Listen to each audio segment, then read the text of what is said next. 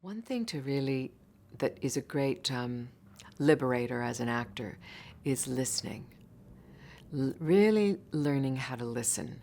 I had to learn that when I went to acting school. In fact, I remember very well being admonished, rightfully so, very directly in one of the first scenes I did. They sort of sat me down and said, you're very busy.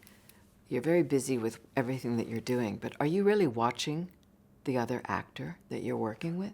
It made a huge impression on me. I noticed that I love watching people listen. I like it on the stage as well. If I go to a play, I'm often looking at the person who's not speaking. I don't know, I've just got that thing.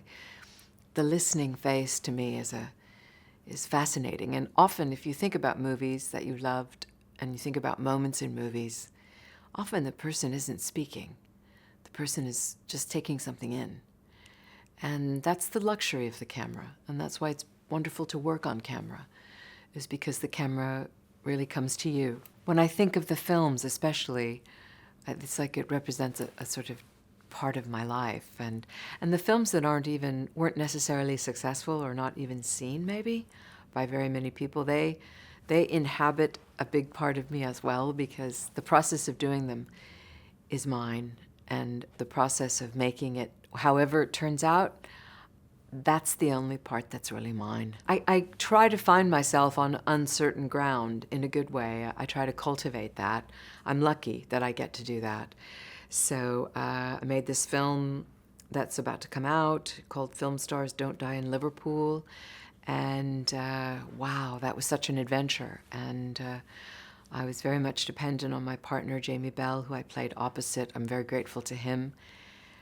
We worked very closely together. It all starts with the writing, and if the writing is good, then that's what we need. We're just interpreters as actors. Sometimes we get to improvise, and sometimes we get to have input, but I mean, I've never written anything myself, so we're interpreters. So I look at the writing. In movies, certainly who the director is. I mean, that's now. When I was starting out, it was like whatever I could get. It's just like anyone. I was auditioning for whatever I could get an audition for and taking pretty much what I could take. But yeah, great writing. I think it all starts and ends there. Something different, something new, something I've never done before. When I started in New York, I was up for a pilot, and I got the job.